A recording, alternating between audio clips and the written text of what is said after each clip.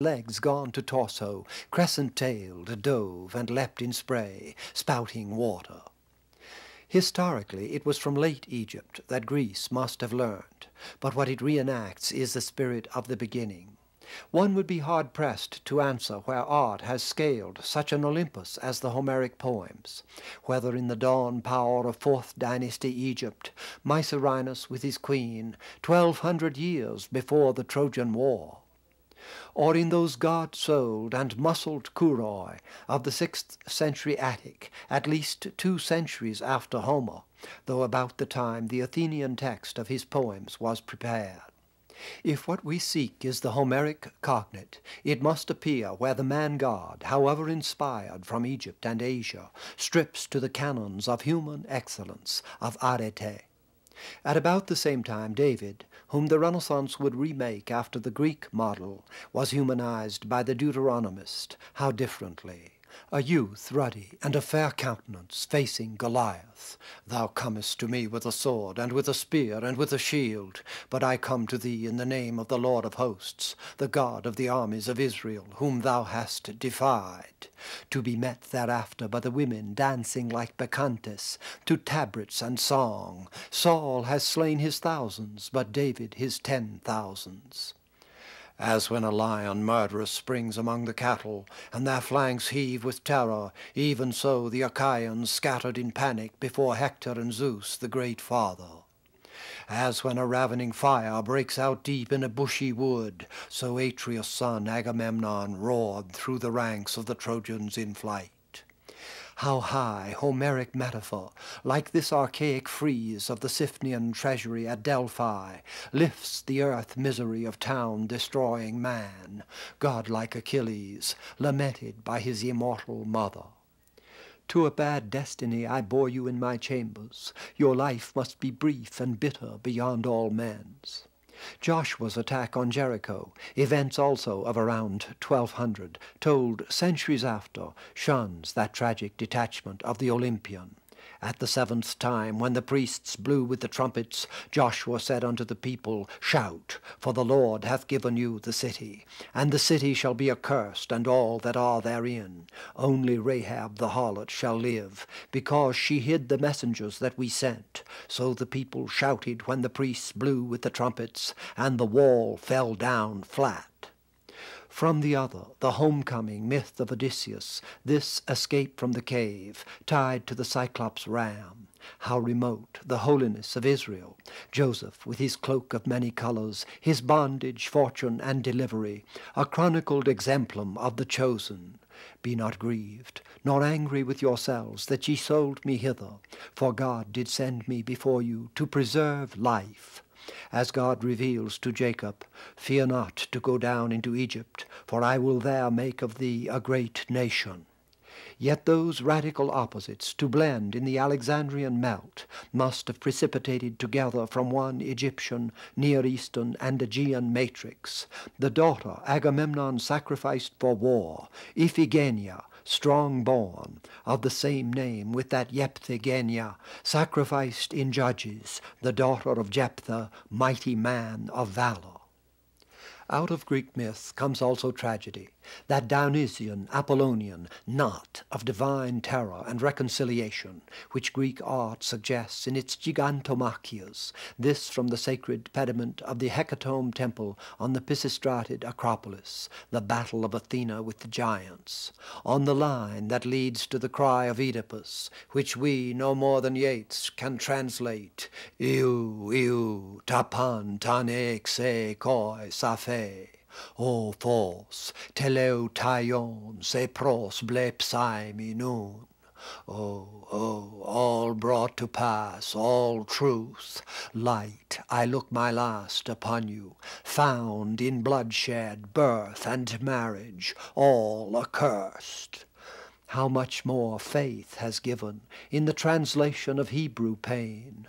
Let the day perish wherein I was born, and the night in which it was said there is a man-child conceived. A clue to some synoptic harmony of the ancient world, that the book of Job, dramatizing Jeremiah's debate with God's justice, wherefore doth the way of the wicked prosper, a legend coming into the Bible perhaps from Babylon, seems to share the 5th century with the Athenian climax of the same tragic inquiry. It's cognate in art, the temple celebration of dangerous yet healing divinity. This reconstructed Parthenon Athena, shielded and shod with myths of battle, and on the pedestal Pandora tempted to the God-given box of grief for man. Then answered the Lord unto Job out of the whirlwind, and said, Behold now Behemoth, which I made with thee. Canst thou draw out Leviathan with an hook? He is a king over all the children of pride. But the Lord blessed the latter end of Job more than his beginning. And the same blind Oedipus of whom the chorus had said, Io genii broton, O generations of men, how I count you equal with those who live not at all, walked at Colonus into immortal light. That Typhoean wrestling darkens from the 6th century through the Periclean 5th to the Hellenistic pride of this Pergamum. What if Attic enlightenment idealizes its Olympians against the Apollyon-winged and serpent-wreathed pathos of nature's giants? Are not all whelmed in weightier struggle, as when Lucretius espouses Promethean Epicurus against these very gods? When human life lay crushed by religion grovelling on the ground, a man of Greece first dared unbar the gates of nature, for each thing define its deep-set boundary mark. Religion trampled in turn, we by his victory are exalted to the stars. Greek measure, with its warnings against hubris, cannot hide the risk of Greek daring. When we stand among the ruins of the mightiest temples at Selinont or here at Agrigento, where Atlas, one of the giants who supported the great entablature, was thrown by earthquake, we gauge, through Olympian worship, the deeper than oriental excess, as Telamon Ajax in the Iliad contends with the gods. Nor can the Jehovah submission of Jerusalem obscure at the other center the prophetic assumption of what, through the visions of Isaiah, the Lord shall punish Leviathan, that crooked serpent, and he shall slay the dragon that is in the sea. Through Daniel's great image of man, Ezekiel's beasts and the valley of dry bones was working toward Christian revelation. As when the Dies Irae and the city of God first loom in Zephaniah, the great day of the Lord is near, a day of wrath, a day of waste and desolation, of clouds and thick darkness. Sing, O daughter Zion, shout, O Israel, be glad and rejoice, O daughter of Jerusalem. In Athens, the gigantism overweens in the Olympieion, under the Acropolis, here its southwest corner, with a human figure.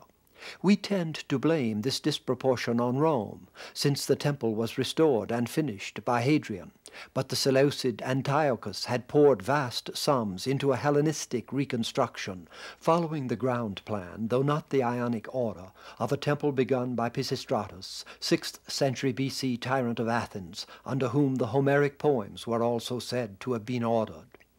The Parthenon, of half the size, is both the peak of affirming dignity and, like the Periclean funeral oration and the disaster oration, the turning point to an almost sighing caress.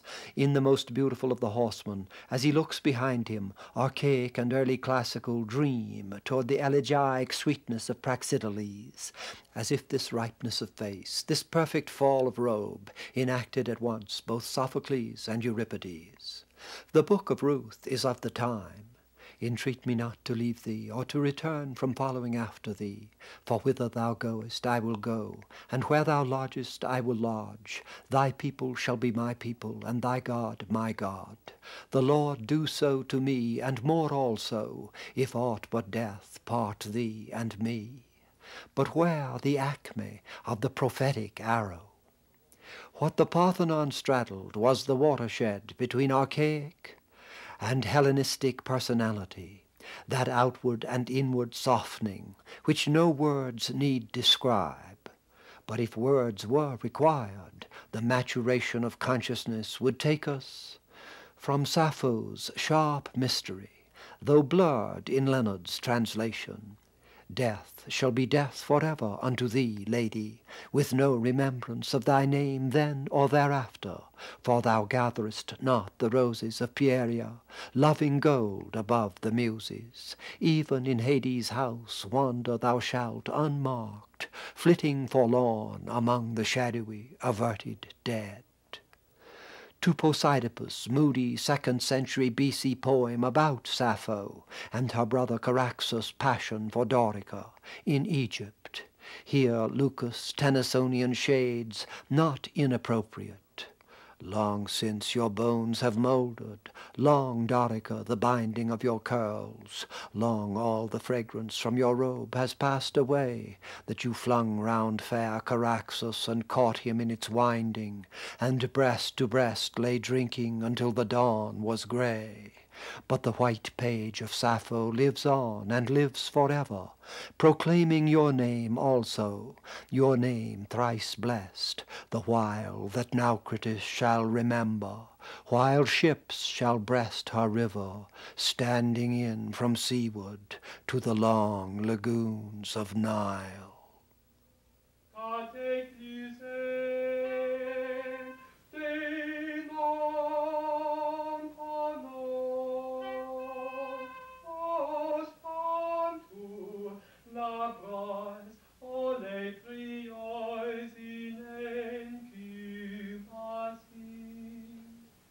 In the Louvre Apollo, that 400 post-Phidian and Euripidean hunger invites not only the rise of Macedon, but in the polarization of the ancient world, the seed of another assurance, for the earth shall be filled with the knowledge of the glory of the Lord as the waters cover the sea. But for the flooding in of Habakkuk's tide, the human, here as in the Platonic dialogue, still rich with sensuous person and residual delight, must be hallowed by centuries of Alexandrian ease and Roman rule. Yet the soulful turn had been taken.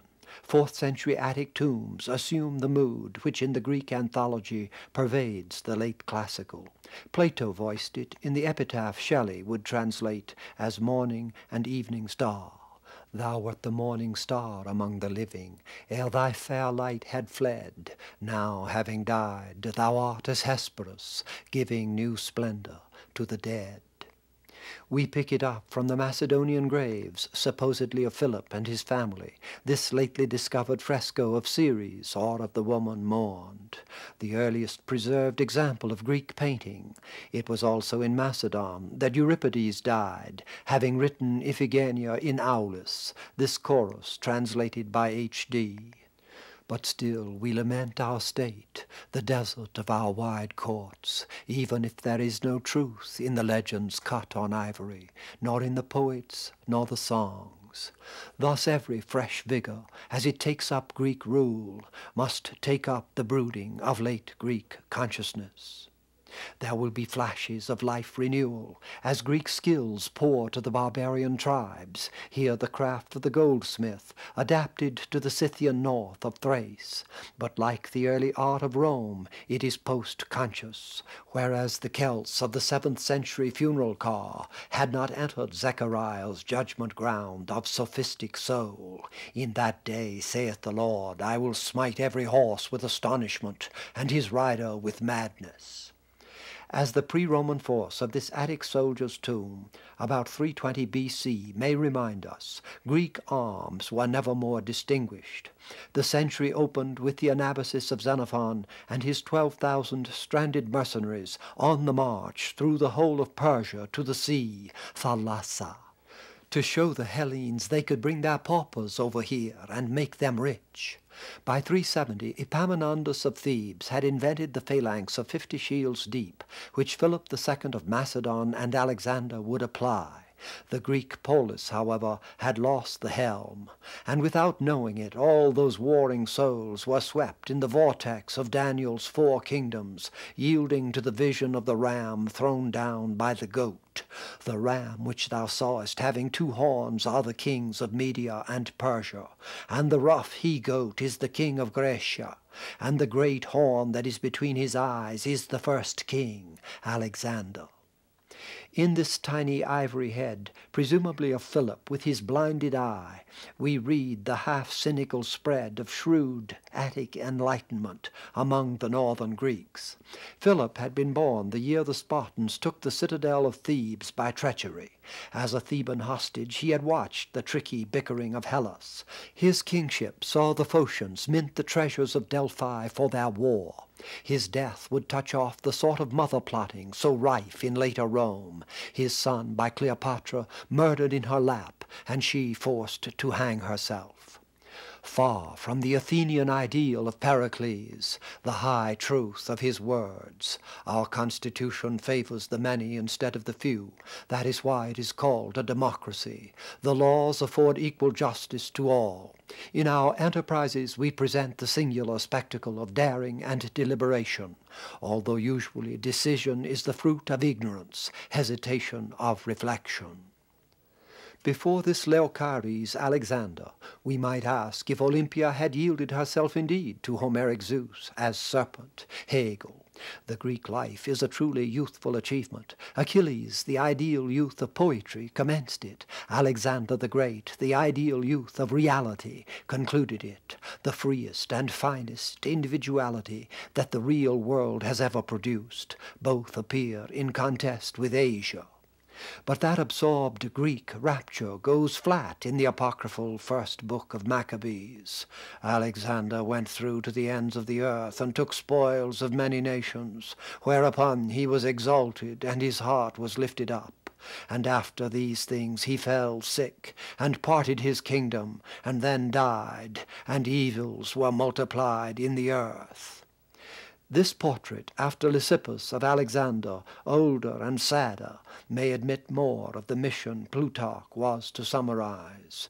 He believed he came as a heaven-sent governor for the whole world. He brought together into one body all men everywhere, uniting and mixing in one great loving cup, as it were, men's lives, their characters, their marriages, their very habits of life. He bade them consider as their fatherland the whole inhabited earth. How desperately Hegelian the self-willed means, bar.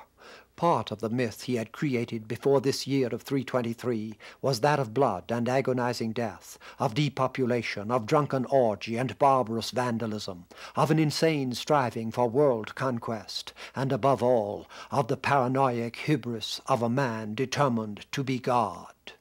Though the last irony is of a self-mocking Achilles, that he foresaw on his death a great funeral contest.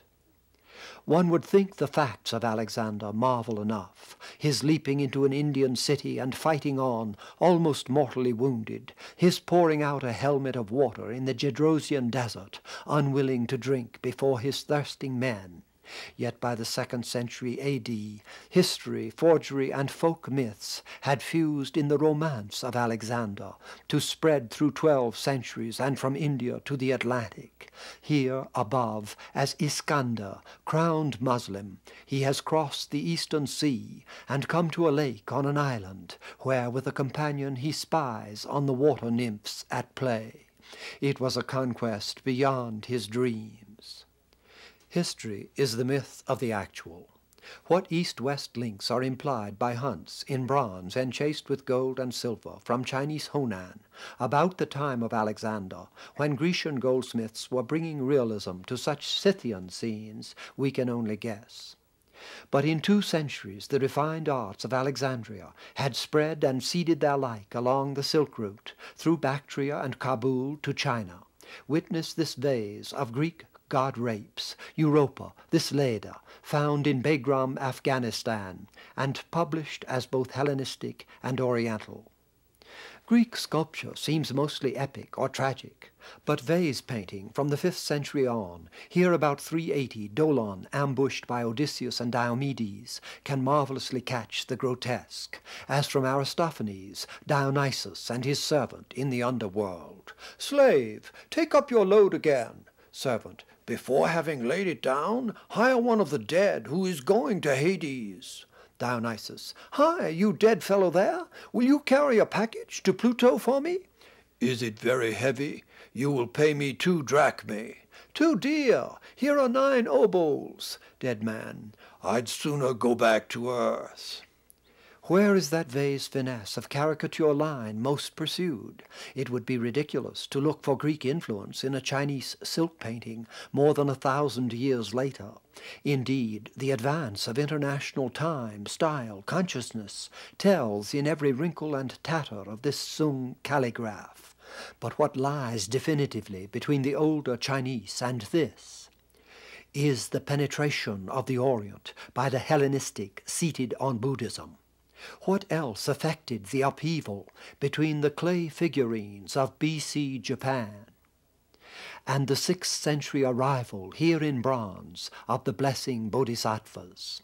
Even Alexander might have been startled by the magnitude of that oblique conquest.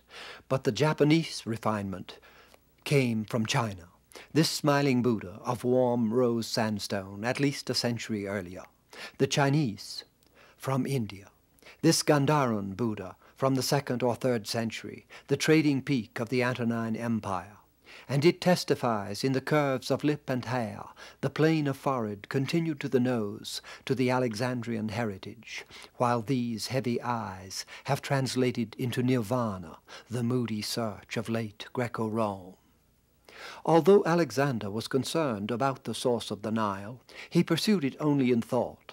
Yet here, too, the civilization which bore his name reached out through centuries to set up realms of which he was hardly aware. It seems pure accident when Hellenistic bronzes of Negro youths, this head as perfume jar, find Nigerian cognates up to 15 centuries after, in Ife and here Benin. But surely the metallurgic mystery had spread from Egypt and the Upper Nile, through Meroe and the Berber north, to Ghana, Mali, and the lower Niger. The Yoruba are migrants from the north and east, ultimately from the outreach of Alexandria. Every family tree has its own center, from which it expands back in geometric progression to the roots of all ancestors, and forward to the limbs and branches of all heirs. Until Paul preached in the Areopagus, Athens was Hellenistic center. Behind lie the springs of Celtic North, Crete, Asia, Egypt. Before, the vast acculturations under Macedon and Rome. Even here, below the Parthenon, those tiered arcades of the theatre of Herodes Atticus and the Stoa of Eumenes hem the Periclean with Greco-Roman mass. In that same complex, under the Acropolis, the theatre of Dionysus, its wooden benches replaced in Alexander's time with stone, housed for that school of Hellas, the heart of ritual drama revealed in Aeschylus' suppliants. O land of hills, of all just veneration, what must we suffer? Io garbuni, pandikon sebas, ti pe somesta. A veneration which, from this small centre, still spreads over the world. And when Rome flung its arches and vaults around the Mediterranean, here in Dalmatian Istria, like the Colosseum itself and built under the same Vespasian, everywhere in that pomp, rose the temple reminders of what was deeply bedded in Greece, as these Corinthian columns of the Temple of Castor in Rome reach back from Tiberius' 6 A.D. rebuilding through the 117 B.C. construction to the original 484 B.C. in the great century of Hellas. It was that community which prepared through the Alexandrian for New Jerusalem. And as Alexander, in the conscious wedding of Greece, Africa, and Asia, had gone to the oasis of Siwa in the Sahara, and become the child of Ammon, whom the Greeks called Zeus, so it was in the cards that Augustus should fetch from Egypt this obelisk to be erected in the Circus Maximus, whence Sixtus V would move it to the Piazza del Popolo, symbol of the incorporation of civilized history into the world city of Rome. For its poetic source, that whole culture looked to the blind bard who sang of Ilium. Yet Homer's poems, like this imagined portrait, like all those smooth Apollos and Venuses the Renaissance would praise as Greek, must have been somehow ripened and softened by Athenian and Alexandrian editing, culminating in Aristarchus about 150 B.C., where earlier papyri vary among themselves and from our text. Art, even a century after Homer, this ivory thought of King Proteus' daughters, who boasted of their beauty and, maddened by Hera, roamed 10 years lusting for men, would hardly have stirred such academic praise as the Iliad did in Joseph Andrews. Agreement of action to subject, manners, diction, propriety. This is sublime. This is poetry. If, for Homer, Fielding could have been offered epoi of the geometric age, would propriety have been his word?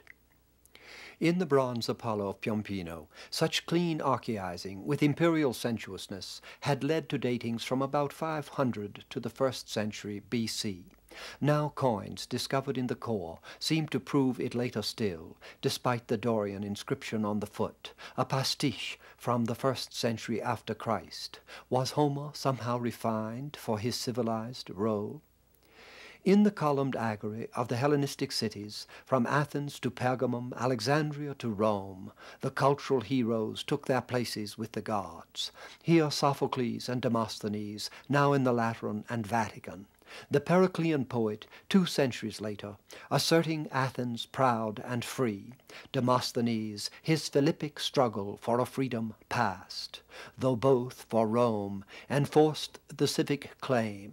Virgil to shape a poem of such command, Cicero to sound high-minded rhetoric against a foregone loss. Among these defenders of the old, the new men of 400 BC appeared. Thucydides, realist historian, Democritus, atomic inquirer, old oligarch Aristophanes, mocking his own values, this tragedian of disillusion, Euripides, to ride the tide of a more broken age. Though the man who cut the deepest swath of search, wisest and justest and best, was the one most driven to internalize the laws. Men of Athens, I honor and love you, but I shall obey God before you.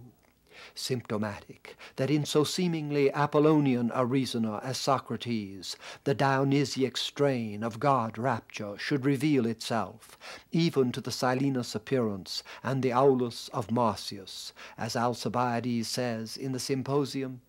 My heart leaps within me more than that of any Corybantian reveller, and my eyes rain tears when I hear his words. If the new Socratic love molts the wings of the soul toward the immortal possession